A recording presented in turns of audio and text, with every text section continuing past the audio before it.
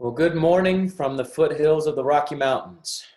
My name is Cory Waddell. I am a relatively new student to Heritage Christian University. I began the MDiv program in the summer of 2019, and I have enjoyed it very much to this point. I am actually in the midst of some changes in our family's life. We just moved to Denver from the Nashville, Tennessee area about 2 months ago. I serve as the pulpit minister for the Bear Valley Church of Christ, where the Bear Valley Bible Institute is also housed. And so I send you those greetings from the other side of the country.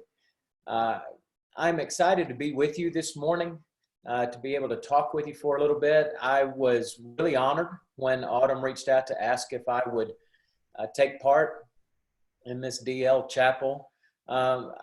It's been exciting to prepare for. It's also been very educational for me. I'm going to offer a tip to all of you before we go any further. When you are asked to speak in chapel, make sure that you take time to look at your syllabi before agreeing and setting up that date, because you need to make sure that you don't have a paper due the night before you're supposed to speak. I spent a long night at my office in this room that I'm being piped in from, finishing up a paper for Dr. Barrier. And so I was up really late. I think somewhere about 1 o'clock in the morning, I finally crawled into bed. And as I crawled into bed, I got to thinking to myself, why do we do stuff like that to ourselves? Why did I make myself stay up that late and put myself through the lack of sleep? I think it's because we want to be successful in what we do. We want to have good fruit for our labors, don't we? I mean, that's why we're at school. That's why we're going through this education that we are. We want to be able to produce the most fruit possible for our labors. And I'm one of those guys. I've always been a very driven individual. It's not been uncommon for me in my life to stay up late to get things finished. I'm that kind of guy that my brain is always churning out ideas, and I'm always sorting through problems and situations, trying to figure out if there's a way to do something better, a way to be more efficient, a way to get better results. And while that's good, I firmly believe that it's a positive trait. And I encourage every one of us to try and be and do the best that we can. I have also learned that there is a potential pitfall to having that kind of personality and that kind of drive if we are not careful. Last year, I had a moment in which I was feeling very, very overwhelmed. And so I reached out to a friend of mine. He's a counselor. I had heard some suggestions that maybe ministers should take time periodically to sit down and just be able to decompress and unload. And so I reached out to my friend Bud, who's a counselor in Nashville area, and asked if he and I could have some time just to sit so that I could unload, decompress, all that wonderful stuff. Little did I know that Bud already saw something in me that he wanted to be able to work with. In the very first session that Bud and I sat down, I went through all the different things that I had weighing on my mind. And he said, Cory, I already know what your problem is. And I was a little shocked. I kind of, raised my eyebrows and said, oh, what is that? He said, Cory, you want so badly to be good that it's killing you. You want so badly to be good that it's killing you. And that was one of those moments that it was a very eye-opening moment, because I understood exactly what he meant. And I began to think all the way back through my life and say, that has been my struggle all through my life. And I suspect that most of us probably battle that very problem on some level. And I think you could make a pretty good argument that preachers are really notorious for doing this, about stressing. We stress about the amount of study time that we're putting in. Am I putting in an adequate study time for my sermons? Am I putting in adequate study time for my personal life? Oh, how many visits did I make this week? Am I getting enough visits in so that the congregation's needs are met? Did my family get enough time from me this week? Or am I missing my boys' childhoods because I'm spending so much time doing other work? oh, well, what about that sister here at the congregation whose feathers got a bit ruffled last week when I said whatever it was I said in the sermon? Is she going to report me to the elders? Am I going to be called out on the carpet because she got offended at what I said? Oh, and then we're in school, so there are the grades, and there's all the work that we're having to do for the papers and the research and the hours in class. And then I should probably start exercising more because my suit coat, I can't button my suit coat anymore, and I don't have enough money in order to go out and buy a new suit. You feel the stress? You know what I'm talking about? Because when I think about all of those things, what comes to my mind is that for all of us, if you worry about those things, if those begin to put pressure on you, at least in part, it seems that what's happening is that we want so badly to be good that we will kill ourselves in the process. And over the course of the last several months, I have wrestled with that urge. And I've discovered some really encouraging applications from Scripture that have helped me along the way. That when I begin to feel the need or the pressure to kill myself in order to be good, I can take a step back and I can remind myself of these things and I can say, breathe, Cory. You are okay. And even when things are really stressful, with making a move across the country, doing classes while starting a new ministry and helping my family cope with this new location, I can still take a breath and say, Cory, you're okay. And so I don't have a lot of time to be able to give you multiple reasons. So this morning, I want to give you one question. That if you are like me and you want so badly to be good that you're killing yourself, one question that I think if we will ask ourselves will help us to take this step back and to realize that we are okay, to be able to come to grips with this and be able to take some of the pressure off of ourselves. And here's the question I want you to begin asking yourself. How much fruit? How much fruit? When we come to Scripture, one of the things that I'm sure you've noticed if you've spent any amount of time reading in the Bible is that agricultural metaphors are among the most used illustrations, the most common metaphors to illustrate the need to bring in results for God's kingdom. And I think it's certainly on purpose that Scripture uses this type of imagery. It's easy to relate to, even for those who have never farmed a day in their life. You can understand the idea of a plentiful harvest versus a famine. And so when we talk about our ministries and when we talk about our lives and our faithfulness to God, we talk about or think in terms oftentimes of how much fruit are you bringing in? But here's the question that I want you to begin to hone in even more. How much fruit does a person have to produce in order to be considered faithful and effective? How much fruit does a person have to produce in order to be considered faithful and effective? Let me tell you why I think that's a relevant question, because we humans are really bad about falling into the comparison traps.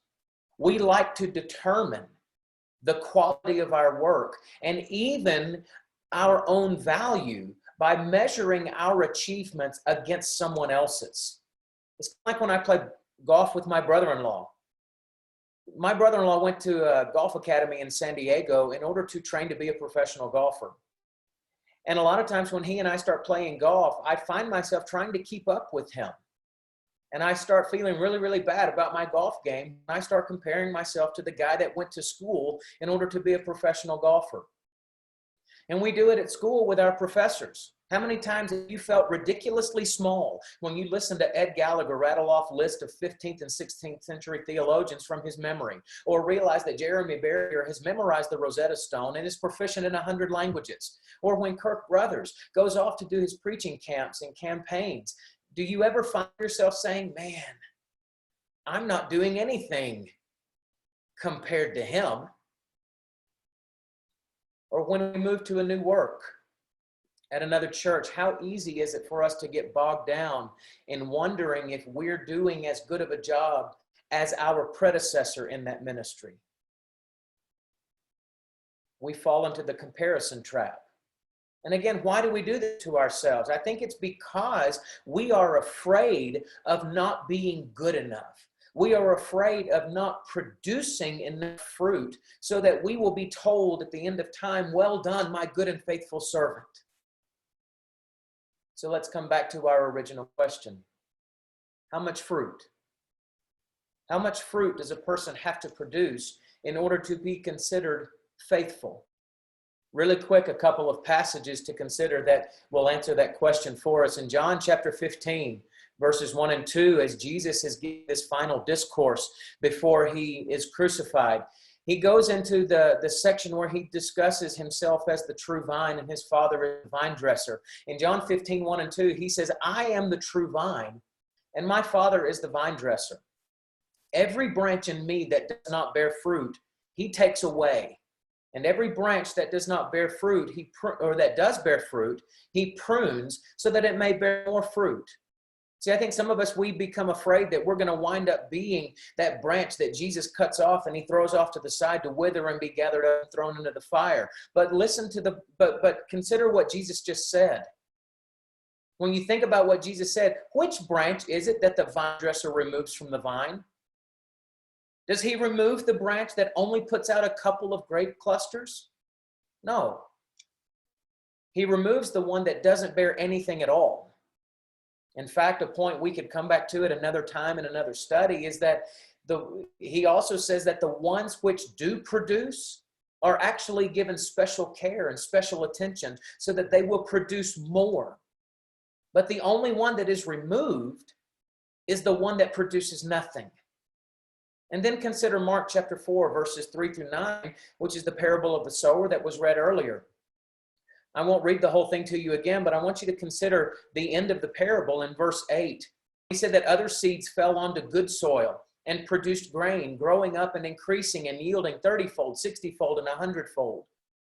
One of the interesting tidbits in translating this verse is that when it comes to yielding 30, 60, and 100-fold, it literally says one of them 30-fold, one of them 60-fold, one of them 100-fold. So let me ask you the question. Which one of those seeds was the failure? Well, it was the 30-fold seed because it didn't produce as much as the 60-fold. Well, but you could also say the 60-fold seed really didn't live up to its potential because it didn't produce 100-fold. Do you think that's how the sower measured that value of those seeds? No, not at all. Why? Because his concern was not how much fruit or wheat each individual seed offered, but rather it was just whether or not they bore fruit at all. And so what's the takeaway? This is what I want to leave you with. I don't think Jesus is concerned with how much fruit you bear.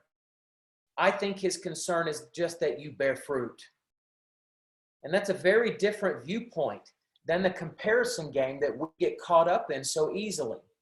Jesus does not expect you to produce as much as Ed Gallagher or Kirk Brothers or the predecessor that you had at the church that you wind up working with. He just expects us to bear fruit. When I was preparing to enter the program, and I was stressing about the time and the time commitment and my ability to be able to do the work and to do everything that I had to do, a very wise brother grabbed a hold of me because he knew I was working through this. And he said, Cory, let me ask you a question.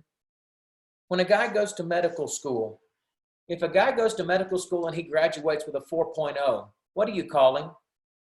A doctor. What do you call the guy who goes to medical school and graduates with a 3.0? A doctor. So let me play off of his illustration. What do you call the Christian who produces 100-fold fruit? Fruitful. What do you call the Christian who produces 25-fold fruit? Fruitful. At the end of the vine dresser passage, Jesus makes the statement in John 15:11, these things I've spoken to you so that my joy may be found in you and that your joy may be full. I hope this realization is one of those that fills you with joy, that it is one that takes a lot of pressure off of us to perform. The fact that you're here at Heritage tells me that you have a desire to pursue excellence in academics and in ministry and in life. In that pursuit, though, it is easy to want so badly to be good that we kill ourselves. And that's not good. But one way to stave off that mentality is to ask, how much fruit? Because in asking that question, we remind ourselves that it's not about comparisons and it's not about meeting quotas. It's about bearing fruit for Jesus, however much that may be. And when that is our focus, we're going to be okay. Thank you for your time this morning.